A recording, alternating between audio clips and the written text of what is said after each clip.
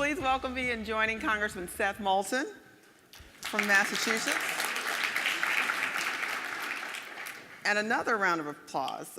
Congratulations on the Modernizing Government Travel Act, which is headed to the President's desk for signature. Thank you. It's on the, thank you. Excuse me, I appreciate it. It's on the President's desk today. Excellent. Apparently the second bill to reach the President's desk sponsored by a Dem. So whether that's a mark of praise or something else, I'll leave it to you, but thrilled to be able to do something in a bipartisan way in this incredibly divisive environment right now in Washington. Well, thank you. And for those who may not be aware, the Modernizing Government Travel Act is kind of a simple solution that is going to reap incredible rewards to make sure that federal employees have greater access to ride-sharing services. So thank you. Ride share, bike share, a lot of federal employees cannot get reimbursed for these common sense and frankly often cheaper ways to get around. And so we're going to change that. Thank you. Thank you. So you've been in Congress for a while. You have an incredible... A while. I mean, 2 years. That's I don't know a if that counts as a while. while.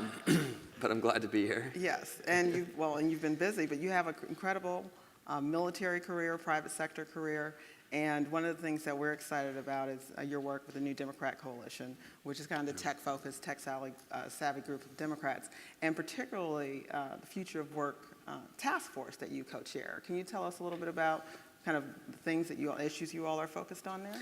Absolutely. So as we all know, and you here in this room know better than most, the economy is changing at an incredibly rapid rate. And a lot of people are losing their jobs. And frankly, we saw the results of that in the folks who were disillusioned in this past election. Now, one solution that's been thrown out there by the president is to go back into the coal mines, to go get those jobs back from Mexico. But I think that most American workers standing on a factory floor today and thinking about their manager overhead, they're not worried that they're going to get replaced by an immigrant. That's really a scapegoat. They're worried they're going to get replaced by a robot. And when that robot comes in, it will take not only their job, but the job of 4 or 5 of their co-workers. And so that's a challenge that we have to be focused on. And frankly, most people in Congress aren't even talking about it. Kind of, the Secretary of the Treasury said, we're not worried about AI, artificial intelligence. We don't see it as a problem that will affect us for the next 50 to 100 years. Not 50 to 100 years like just a long time. Like that's literally what he said, 50 to 100 years. Try 5 to 10 weeks, I'd say. This is a massive change in our economy. And there are a lot of different feelings out there about what this actually means for employment.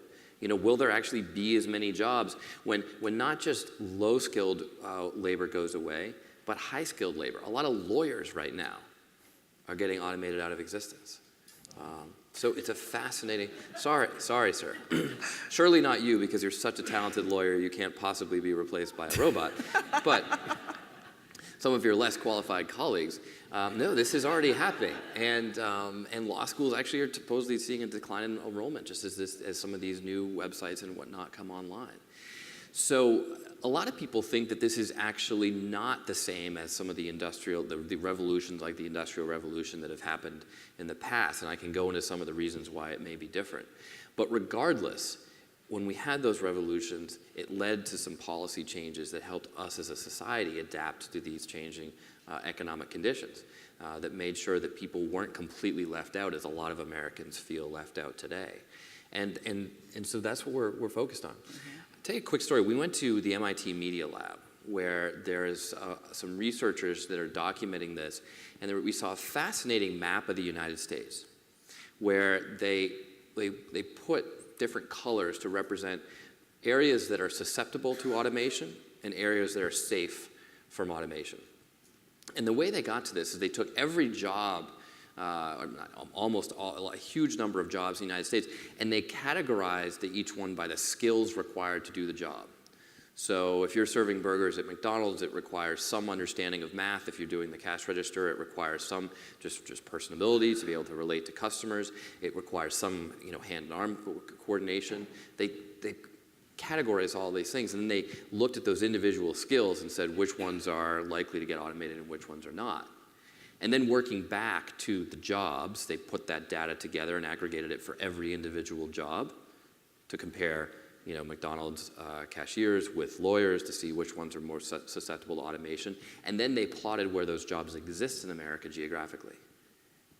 And the researcher who did this is actually a Syrian refugee, not really familiar with US politics, but he happened to choose blue for safe from automation and red for likely to get automated. And it looked like we were looking at a map of congressional districts across the United States.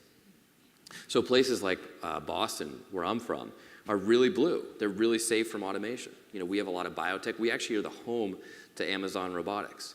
Amazon Robotics is hiring people just outside of Boston in my district today. But all those people are making robots that will take a lot of jobs in other parts of the country, all the red parts of this map that are generally held by Republicans.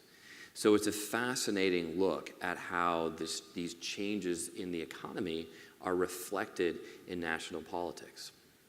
Well, while we queue up a question from the audience, what are some of those, I'll ask you, what are some of those government solutions? Well, I'll start by saying that I'm not here telling you that I have all the answers. I'm just one of the few who's actually starting to ask these questions, because I don't think there are a lot of answers out there yet. Clearly, education is important, and we got to make sure that we're educating kids to meet the challenges of the new century. For example, rote memorization of facts is just a lot less important when we can all pull out our phones and look stuff up. Now think about that, and think about how much time we're not very old here, spent in school just learning facts, like about history. Maybe that's not quite as relevant anymore when you're just going to go to Wikipedia immediately. You don't have to go to the library to get it or anything on your phone. There'll be some knowledge that's required, of course, but maybe not to the degree that we spend focused on it in education today. Susan Delbeni mentioned lifelong education. Part of this revolution is the fact that jobs are just changing so quickly. So you're not likely to have the same job for most of your life. And so we've got to understand how to educate not just kids to be prepared for their first job, but adults to be prepared for their third or fourth job. I think infrastructure is a big part of this, because connecting people to the jobs is a huge issue. We know that a lot of machinists have lost their jobs over the last 10, 20 years. But the GE plant in my district is actually hiring machinists because they got a new contract, and they can't find them because they've moved away.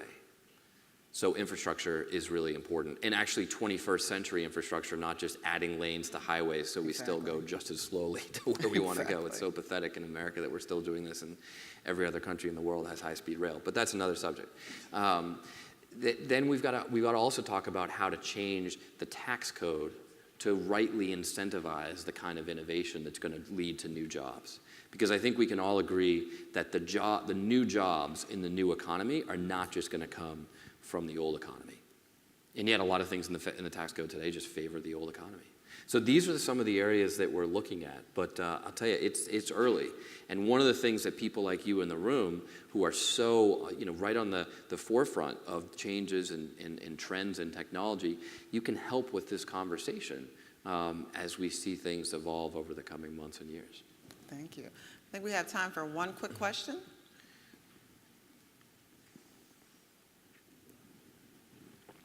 Okay.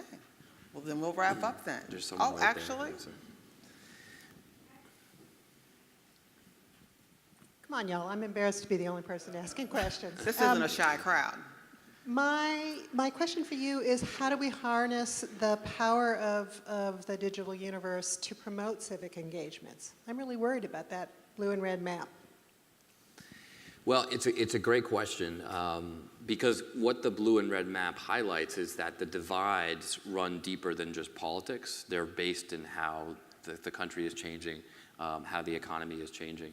And I think that the digital infrastructure can help with that a lot. So for example, there are companies now that are, there's a company we met with out in California that's employing people in rural Maine to be customer service agents, even though they live thousands of miles away for some of the companies that they support. So there are digital innovations that will help overcome some of these barriers. But there are a lot of people who look at this change and see that cities on the coast are doing really well and middle America is doing poorly. And they say, you know what? I hate to say it, but people in middle America should just move to the coast. Well, I don't think that's right. I don't think that's going to work. I don't think a lot of people in middle America want to move to San Francisco or New York. I mean, they definitely want to move to Boston, but not to New York. So we've got to figure out how to make sure that everybody in America has a role in the new economy. Because look, there are a lot of folks who are doing really well. You know, this is not a bad story for the folks who work at that Amazon robotics company in my district. But for a lot of other people who have jobs that are going away in Ohio, in Kentucky, in West Virginia, they really feel left out. And I think that the key is, how do we make the economy work for everybody? Congressman, thank you so much for joining us. Thank you. We appreciate the Thanks for having me. conversation. Thank you.